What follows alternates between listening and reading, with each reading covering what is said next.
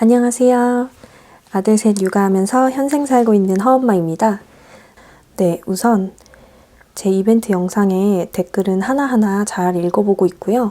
성심성의껏 답글을 달아드리고 싶은데 워낙 바빠서 이렇게 간단하게만 답글 달아드리고 있는 점 양해 부탁드리고요.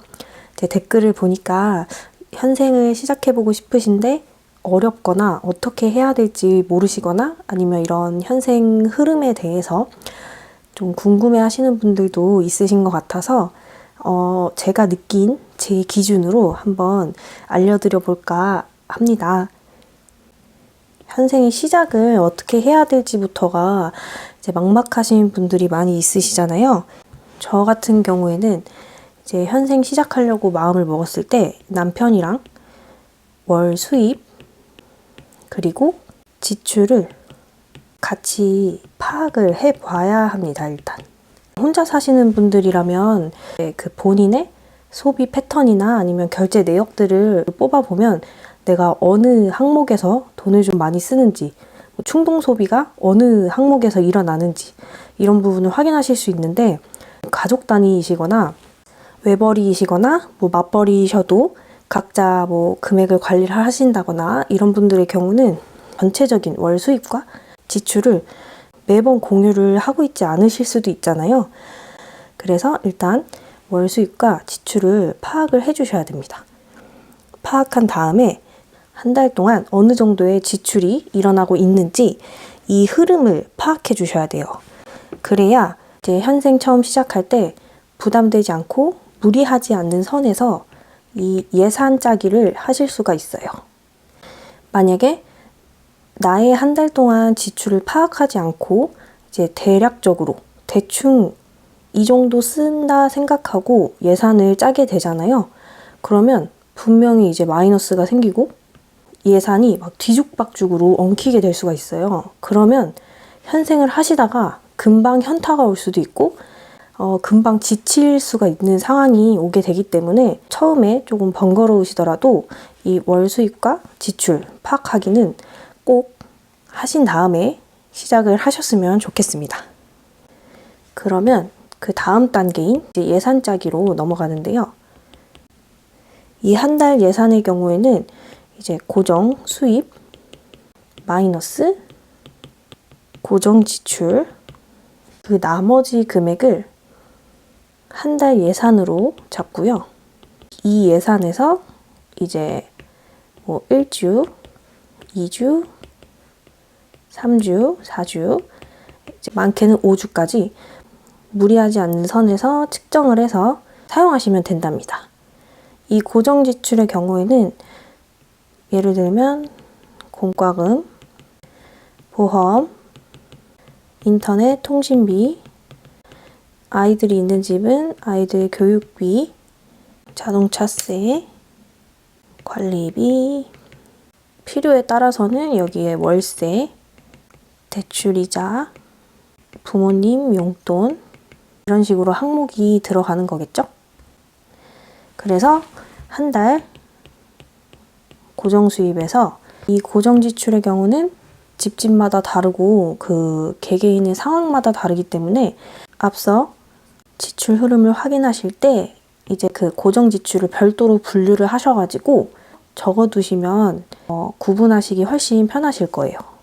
그래서 이 고정 지출을 뺀 나머지 금액에서 이 정도는 내가 한 달 예산으로 잡아야 무리가 가지 않고 마이너스가 생기지 않는 선에서 사용해 볼 수 있겠다. 그 금액을 측정하셔서 그 금액에서 1, 2, 3, 4, 5주까지 나눠서 측정된 한 달 예산 안에서 마이너스가 되지 않고 사용 금액이 카드로 넘어가서 오버가 되지 않도록 소비 절약하면서 생활을 하시는 겁니다. 만약에 나는 신용카드를 사용 중이다. 한 달 고정 수입이 들어오는데 이제 카드 값으로 빠져나가면 남은 현금이 없어서 현금을 인출해서 현생하기가 어렵다라고 하시는 분들은 페이크 머니라고 카드로 생활을 하되 이 가짜 돈으로 예산 분배도 하고 진짜 현금 생활하는 것처럼 똑같이 계산하고 바인더에 넣고 저축하고 이런 식으로 활용을 하시면 될 것 같아요. 저는 페이크머니를 아예 사용을 안 해봤기 때문에 다른 현생 하시는 분들 중에 페이크머니 사용하시는 분들 보면은 그냥 카드를 쓸 때보다 훨씬 절약 효과도 있고 시각적으로 남은 예산이 파악이 되기 때문에 소비 절약하는데 도움이 된다고 합니다. 정말 당장에 현금 인출해서 현생하기가 어렵다 하시는 분들은 페이크머니로 먼저 시작하는 것도 나쁘지 않다고 저는 생각합니다. 이게 신용카드 사용하시는 분들 중에 신용카드는 외상이다 이렇게 말씀하시는 분들도 있더라고요.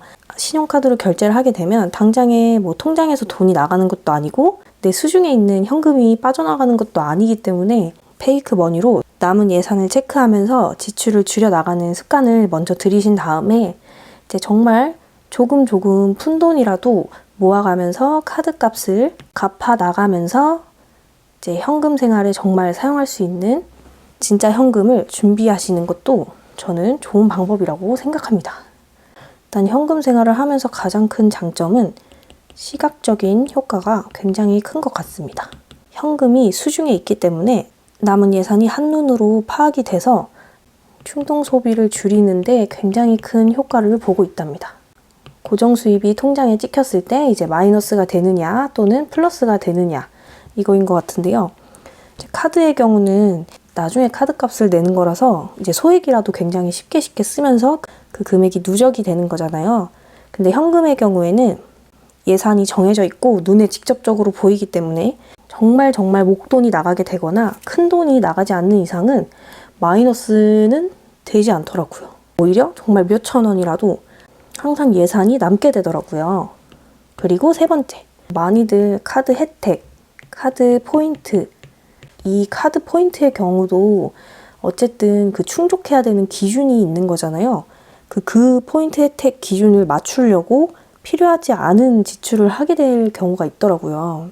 3만 원만 결제를 하면 되는데 5만 원, 4만 원부터 포인트 1,000원이 환급이 된다 이런 식으로 하면 9,000원은 제가 더 써야 되는 거잖아요. 근데 사람이 심리적으로 조금만 더 채우면은 포인트 준다는데 해서 이제 무의미한 지출을 하게 되는 거죠.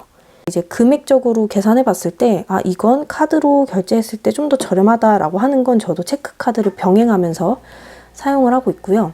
그 외에 금액이 좀 애매하거나 이거는 혜택 받는 기준이 안 될 것 같은데 라는 건 필요한 만큼만 지출을 하는 게 더 득이 되더라고요. 그리고 바인더 저축을 하게 되면 이 1,000원, 2,000원 적은 금액이라도 통장에 들어와 있으면 정말 푼돈처럼 느껴지는데 바인더 안에 소액이라도 저축하면서 금액이 쌓이는 게 보이니까 굉장히 뿌듯함과 성취감이 많이 느껴진답니다. 저는 저축 바인더 활용을 적극적으로 추천드린답니다. 저축 바인더의 경우도 어떻게 저축 바인더를 만들어야 할지 제가 추천드리는 거는 일단 항목별로 저축을 세팅을 하는 거죠. 제가 지금 사용하고 있는 게 그런 방법인데요. 뭐 이런 식으로 외식, 다이소, 커피, 육아비, 남편, 제목, 체크카드에 들어갈 거, 자동차 뭐 이런 식으로 항목을 정해서 저축을 하시게 되면은 정말 갑작스러운 지출 상황이 생겨도 미리 저축해둔 항목에서 사용을 할 수 있기 때문에 예산의 변동 없이 체계적으로 관리를 할 수가 있고 심리적인 부담이 덜한 장점이 있습니다. 그리고 뭐 많이들 하시는 테마별 저축도 있는데요. 12개월 저축이라던가 복권 저축이라던가 26주 저축이라던가 어린이날, 크리스마스 이런 식으로 테마별로 나눠서 저축을 많이들 하시는데요. 이 테마별 저축의 경우는 좀 지루하지 않고 재미를 느끼면서 좀 분산 저축을 많이 하시는 분들이 이것저것 많이 하시는 것 같아요. 다양한 저축 바인더를 만들어서 하시는 것도 있는데 사실 정말 현생을 시작하면서 나의 저축 기준이 뭔지 보여주기 식으로 남들한테 하려고 예쁜 바인더를 사고 신상 속지들이 나올 때마다 사면서 돈을 모으려고 돈을 쓰는 상황이 아닌 현생 시작하시려는 분들이나 갓 시작하신 분들의 경우는 내가 하려는 저축의 기준이 뭔지 무엇을 위해서 시작했는지 생각을 한번 해보시고 카드값을 청산하는 거라든지 대출금을 갚는 거라든지 아니면 목돈을 만들어 두는 거라든지 이런 현생 아이템을 사기 전에 충분히 한번 생각을 해보셔서 정말 이 속지가 나한테 필요한 건지, 내 한 달 예산에 맞는지, 이 속지를 추가해도 마이너스가 되지 않고 나한테 심리적 부담이 없고 내가 즐기면서 재밌게 할 수 있는지, 이런 부분을 충분히 생각을 해보신 다음에 구비를 하셔도 될 것 같아요. 속지가 많고 바인더가 많다고 해서 현생을 잘하는 건 아니니까 즐겁고 알차게, 그리고 나 자신한테 남는 게 있는 현생을 여러분들께서 하셨으면 하는 바람입니다.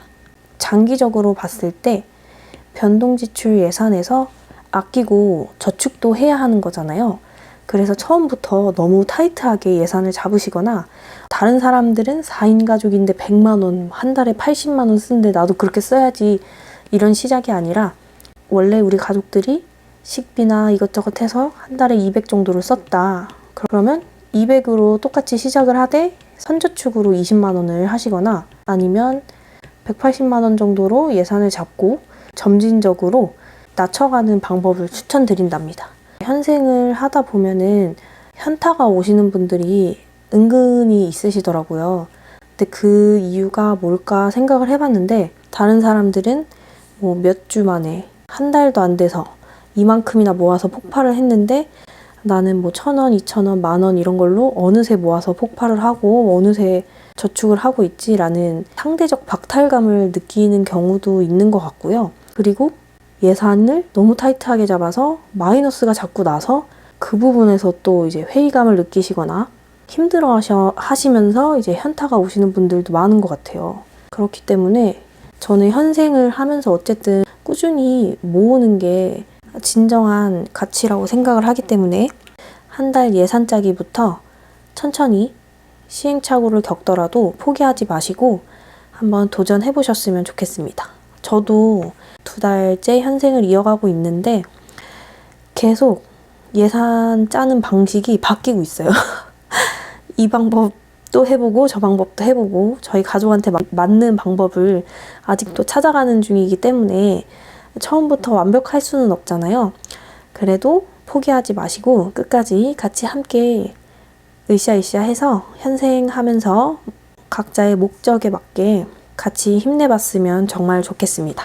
사실 저도 현생을 하면서 아직까지도 추가가 되고 변경도 되고 뭔가 계속 바뀌면서 저에게 맞춰가고 있는 과정이기 때문에 제 생각과 저의 말이 무조건 옳다, 다 맞다는 아니지만 그래도 이제 현생 입문에서 시작하시려는 분들께 조금이나마 도움이 되셨으면 하는 마음입니다.